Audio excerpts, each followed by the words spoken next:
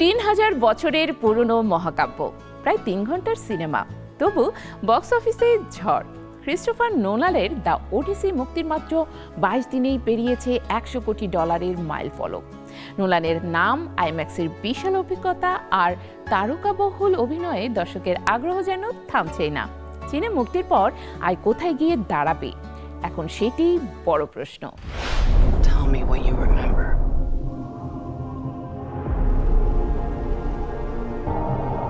We won the war.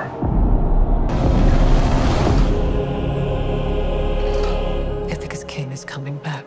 Cinema নাকি সিনেমার চেয়েও বড় কোনো ঘটনা?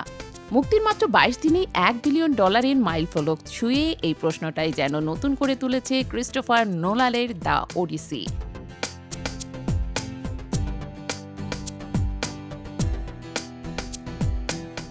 প্রায় ৩,০০০ বছরের পুরনো মহাকাব্য, প্রায় ৩ ঘন্টার দৈর্ঘ্য, প্রাপ্তবয়স্ক দর্শক নির্ভর গল্প, তারপরও বিশ্বজুড়ে এমন উন্মাদনা যা অনেক ফ্র্যাঞ্চাইজি সিনেমাকেও পেছনে ফেলেছে।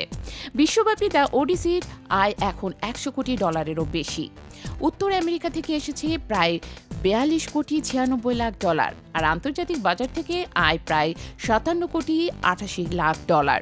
অর্থাৎ মুক্তির ৩ সপ্তাহ না পেরোতেই সিনেমাটি ঢুকে পড়েছে হলিউডের সবচেয়ে কাঙ্ক্ষিত $১ বিলিয়ন ক্লাবে।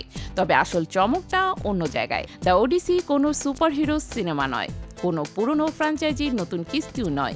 এই গল্পের ভিত্তি হোমারের প্রায় ৩,০০০ বছরের পুরনো মহাকাব্য। তাহলে এত দর্শক কেন ছুটছেন প্রেক্ষাগৃহে? উত্তরটা হয়তো লুকিয়ে আছে একটি নামই, ক্রিস্টোফার নোলান।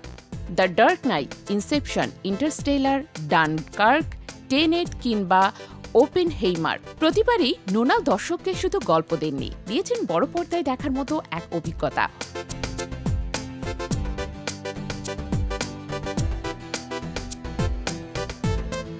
ওপেনহেইমার এর বিশাল সাফল্যের পর তার নতুন সিনেমা ঘিরে প্রত্যাশা তাই আরও বেড়েছিল।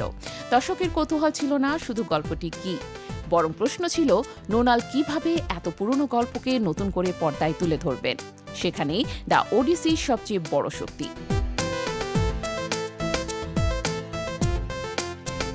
রাজা ওডিসিয়াসের দীর্ঘ বাড়ি ফেরার যাত্রা, যেখানে রয়েছে যুদ্ধ, বিচ্ছেদ, ভালোবাসা, বিপদ, প্রলোভন, প্রতিশোধ এবং বেঁচে থাকার লড়াই।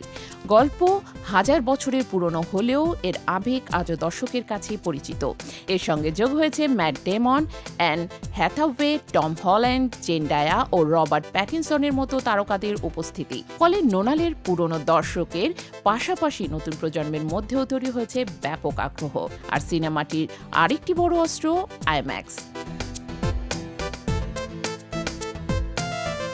এখন পর্যন্ত আইম্যাক্স থেকে এসেছে প্রায় $২৫ কোটি ৭০ লাখ।